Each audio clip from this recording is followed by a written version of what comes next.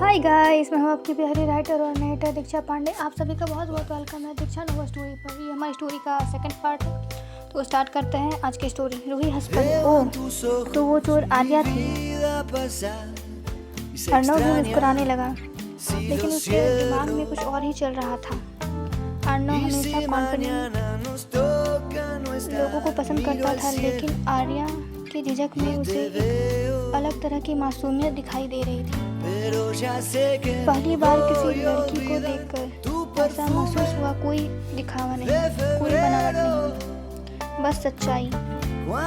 उसने मन ही मन सोचा, ये लड़की अलग है। 2 दिन बाद रूही का बर्थडे था।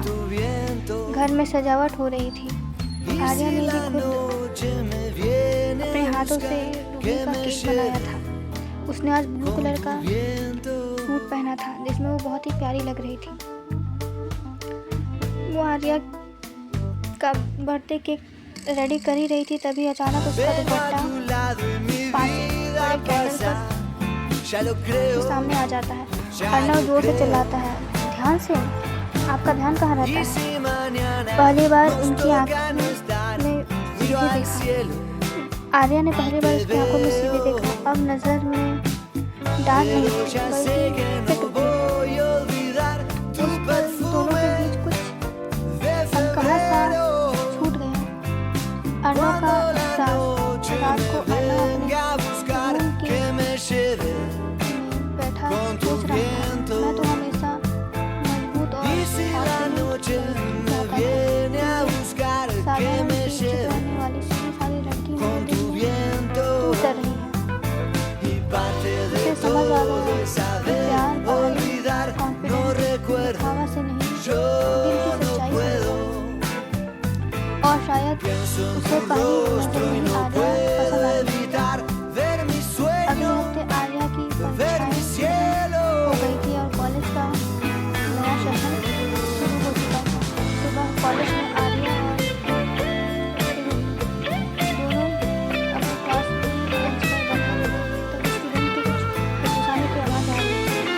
लगता है कॉलेज में है तो कैसे आने वाला है।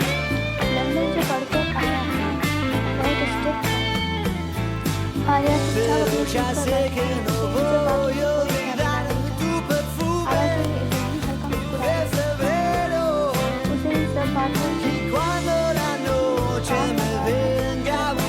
उसे बात क्लास का दरवाजा खुला। एक लंबा उसका दिल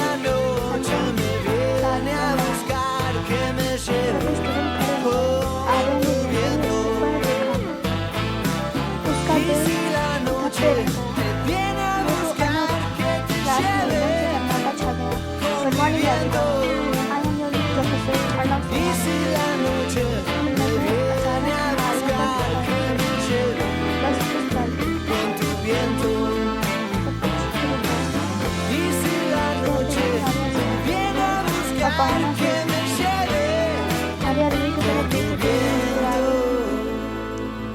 आर्या उधर से छोड़कर अपना पढ़ाई ध्यान लगाने की कोशिश कर रही थी, पर उसका ध्यान पढ़ाई पर नहीं लग रहा था।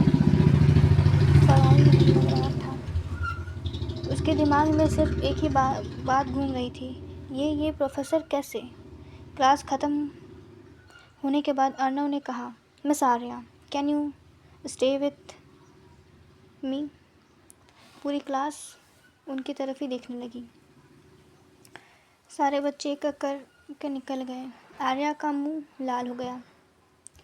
अर्णव ने आर्या से कहा, मैं यहाँ सिर्फ आपका प्रोफेसर हूँ, बाकी जो है घर में है।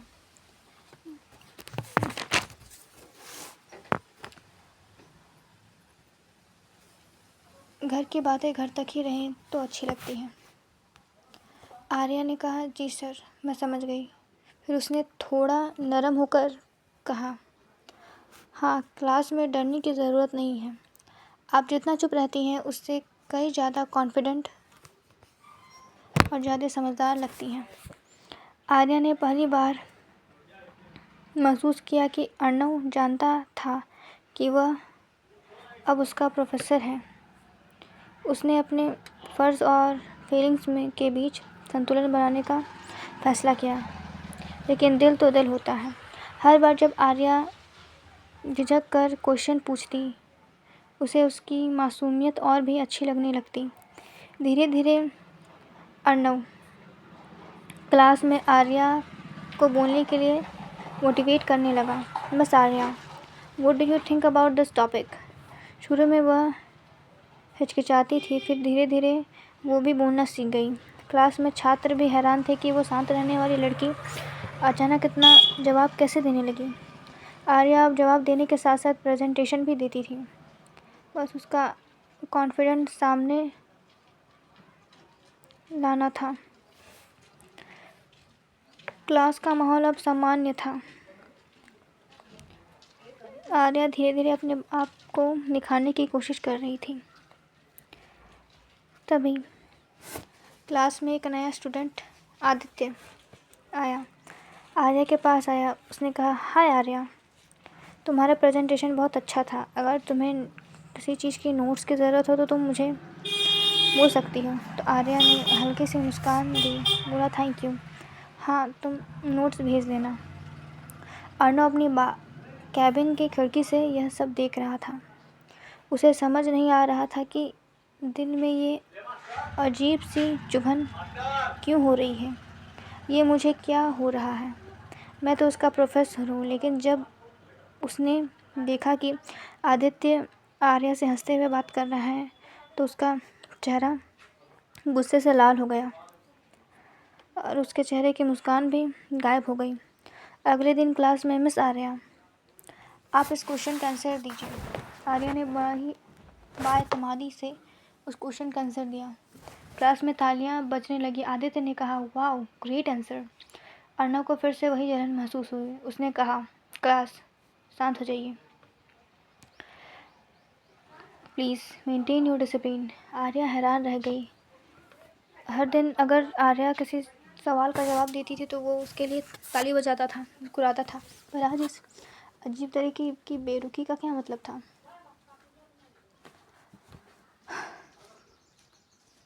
रात को अर्णव अपने कमरे में सोच रहा था, मुझे क्यों बुरा लग रहा है? वो उससे बात करती रहे या ना करे, मुझे ऐसा क्यों महसूस हो रहा है? क्या सच में मैं उसे खोने से डरता हूँ?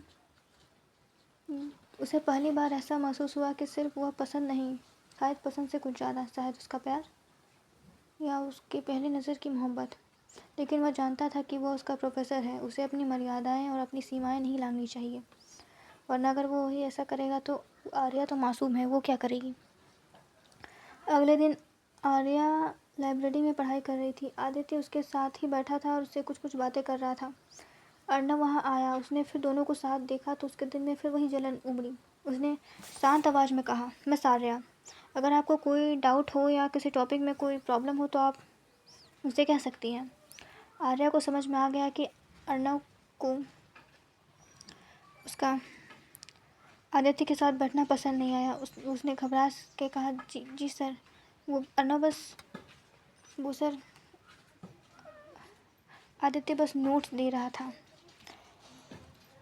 अब अर्णव समझ चुका था उसे जलन इसलिए हो रही है क्योंकि वो आर्या को खोना नहीं चाहता।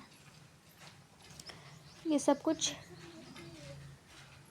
रूही को भी समझ में आ रही थी कि उसका भाई शायद आर्या को पसंद करता है, क्योंकि वो अपने भाई को बचपन से जानती थी। उसका भाई ऐसा ही कोई काम नहीं करता था, हर काम के पीछे कोई वजह होती थी। उसने एक प्लान बनाया और रात को सबको, अपने फ्रेंड को घर पर डिनर के लिए बुलाया। रोहन, अर्णव भी वहीं था। आदित्य और आर्या को ही उसने बुलाया, ग्रुप स्टडी के बहाने। दोनों को थोड़ा सामने और उन्हें दोनों को करीब लाने का प्लान बनाया। अगले दिन शाम को सब डाइनिंग टेबल पर बैठे हुए थे।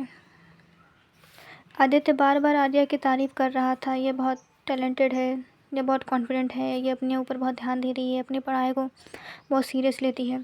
अर्णव चुपचाप यह सब सुन रहा था। उसकी आंखों में हल्की सी जलन साफ दिखाई जा सकती थी।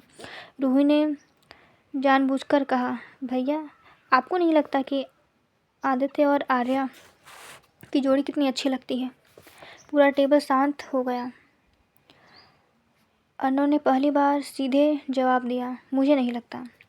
हर अच्छी दिखने वाली जोड़ी सही हो नहीं सकता। अच्छी जोड़ियाँ दिखती नहीं, महसूस होती हैं। आर्या का दिल तेजी से धड़कने लगा। डिनर के बाद रूही ने आर्या को छत पर बुलाया। सच सच बता, क्या तू भैया को पसंद करती है? आर्या डर गई। उसे समझ में नहीं आ रहा था कि वो क्या बोले। वो बोली, नहीं नहीं, ऐसी कोई बात नहीं है। उसने कहा, हाँ हाँ, सब समझ में आता है मुझे, मैं बच्ची नहीं हूँ। तुम और भाई क्या कर रहे हो मुझे समझ में आ रहा है। इतना कहकर रूही नीचे चली।